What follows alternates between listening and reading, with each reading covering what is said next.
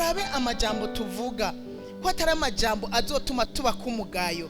Dukwiye gusuzuma rero mu majambo tuvuga yubaka. Urazi ko byashoboka yuko tuvuga amajambo menshi yubaka. Usomye mu Efeso 4 umurongo wa 29 haravuga ngo ntihagire ibiyago bibi biva mu kanwa kanyu, ariko muvuga ijambo ryose rikwiye gukuza abaryumva, kugira ngo Imana yacu ihabwe icubahiro, itegwe iteka, ishigwe hejuru. Haleluya.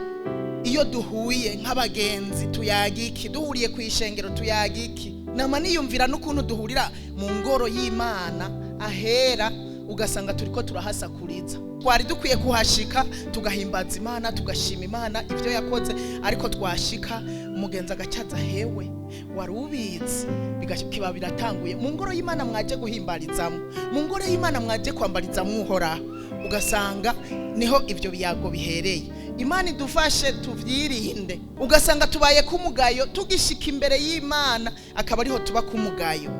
Ibiyago bibi nibibe mu kanwa kacu, ariko tuvuga ijambo ryose rikwiye gukuza uwuryumva.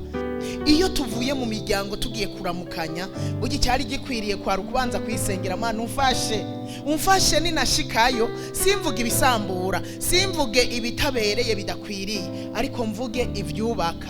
Uwera karimi tuzosanga katumye tubako umugayo. Vyanke ko batwizigira, vyanke ko batwubaha. Kubera iki? Akarimi. Kuvuga menshi bituma uvuga n'ivyo utari ukwiye kuvuga, ugasanga wamenya amabanga y'urugo, ugasanga wamenya amabanga y'akazi, ugasanga amabanga y'ishengero yamenetse. Usomye mu Migani 12 umurongo wa 23 haravuga ngo uwitonda ahisha ibyazi, ukaba ufise ibyuzi ugendana ariko ukabihisha, mu ntumbero yo kugira ngo wirinde gusanga wavuze ibyo utari ukwiye kuvuga.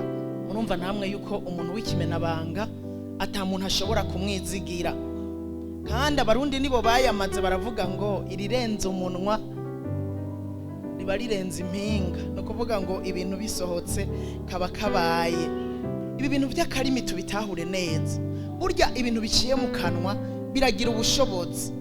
Urashobora kurema biciye mu karimi, urashobora gusambura biciye mu karimi.